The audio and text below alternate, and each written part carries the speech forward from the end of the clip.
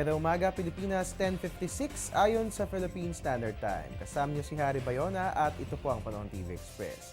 Dahil nga po tayo ngayon ay nasa holiday break, no, mahalagang malaman ano nga kaya nga asahang lagay ng panahon para po sa mga nagbabakasyon. Narito nga po ang 24-hour holiday weather forecast ng Pag-asa. Unahin po natin ang lagay ng panahon sa Luzon. Fair weather pong mararanasan dito sa Metro Manila. So pwede po nga samantalahin ng panahon sa pamamagitan ng panonood ng sine. Kaya nga lamang po, dyan po sa Lawag, Tugigaraw at Baguio ay may light rains po tayo na mararanasan. Moving over, magiging maganda po ang ating panahon sa Olongapo, Tagaytay, Legazpi at Puerto Princesa. Ang ating temperatura maglalaro po sa pagitan ng 21 to 32 degrees Celsius.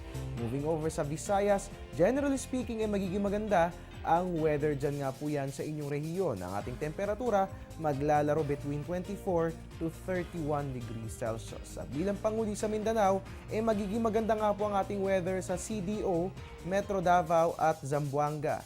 Ang temperatura natin maglalaro between 24 to 33 degrees Celsius. At mga kababayan, na magandang balita, ayon nga po kay Pag-asa Weather Forecaster Manny Mendoza, wala po tayong inaasahang sama ng panahon. Dito po yan sa ating bansa, simula po ngayong araw hanggang matapos ang taong ito. At magbabalik po ang ating ulat panahon makalipas ang isang paalala. Teng, ang package.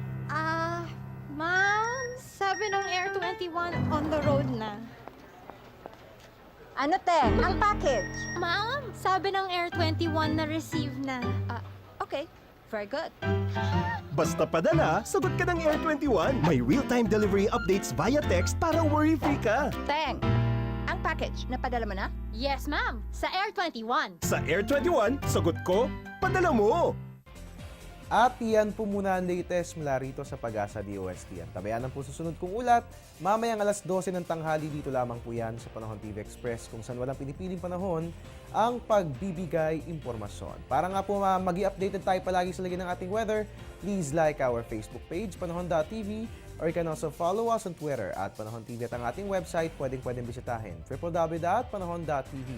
Para sa Telebisyon ng Bayan at your service ang weatherman, Harry Bayona.